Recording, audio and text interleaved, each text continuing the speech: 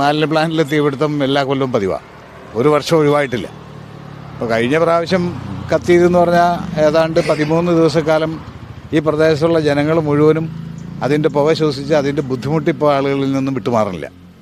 ചുമ, അതുപോലെ പനി, കുട്ടികൾക്ക് ശ്വാസം മുട്ട്, അതുപോലെ പ്രായമായവർക്ക് ബുദ്ധിമുട്ട്, ഇതുവരെ വലിവോ മറ്റു പ്രശ്നങ്ങളോ ഇല്ലാതിരുന്ന പലർക്കും തന്നെ അതിൻ്റെ ആ ബുദ്ധിമുട്ട് എന്ന് പറഞ്ഞാൽ ശ്വാസം മുട്ടും മറ്റേ വലിവും തൊണ്ട ചൊറിച്ചിൽ അങ്ങനെയുള്ള പല പ്രശ്നങ്ങൾ ഉണ്ടായിക്കൊണ്ടിരിക്കുക.